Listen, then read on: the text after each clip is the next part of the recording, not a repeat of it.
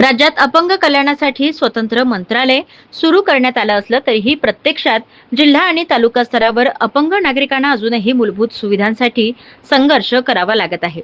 मूर्तिजापूर तहसील कार्यालयातील परिस्थिती याचं जिवंत उदाहरण ठरत आहे. मूर्तिजापूर येथील तहसील कार्यालयात विविध कामांसाठी येणाऱ्या अपंग नागरिकांना मोठ्या अडचणीचा सामना करावा लागत आहे. शासकीय कार्यालयात व्हीलचेअर, रॅम्प किंवा बसण्याची योग्य व्यवस्था नसल्याने दिव्यांगांना नाहक त्रास सहन करावा लागत आहे. निराधार आणि अपंग पेन्शनच्या कामासाठी नागरिकांना वारंवार हेलपाटे मारावे लागत आहे. अनेक वेळा कागदपत्रांची पूर्तता करूनही कामं होत नसल्याने नागरिकांमध्ये तीव्र नाराजी व्यक्त होत आहे.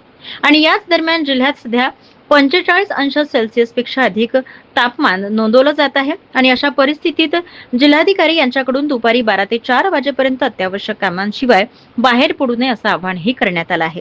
मात्र याच काळात वयोवृद्ध आणि अपंग नागरिक तहसील कार्यालयात आपल्या कामांसाठी उपस्थित राहत आहे. आणि विशेष म्हणजे इतक्या उष्णतेतही प्रशासनाकडून सध्या पिण्याच्या पाण्याची देखील व्यवस्था नसल्याची खंत नागरिकांनी व्यक्त केली आहे. एकीकडे अपंगासाठी योजनांची घोषणा केली जाते, मात्र दुसरीकडे प्रत्यक्ष अंमलबजावणीत मोठी दरी असल्याचं चित्र आहे.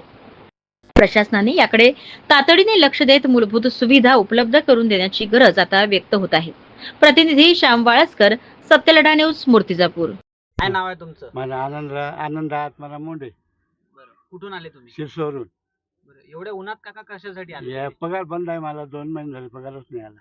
कशाचा पगार? हे निराधार संजय निराधार हे नवंबा. बरं, आणि तुम्ही अशा ऑटोमध्ये खाली बसले काय नेमकं काय? चढत वर. अपंग आहे का अपंग तुम्ही? आहे, अपंग आहे दोन्ही पायानं.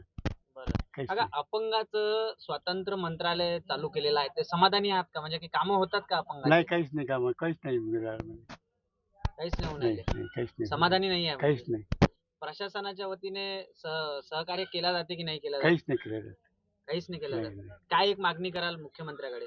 मुख्यमंत्र्याकडे जीवनाचं संरक्षण मागतो बा. त्यामुळे मरेपर्यंत पगार वगैरे आनंदात आला पाहिजे आणि पोट भरवणार भेटलं का मरेपर्यंत तेवढी आहे इच्छा आहे माझी.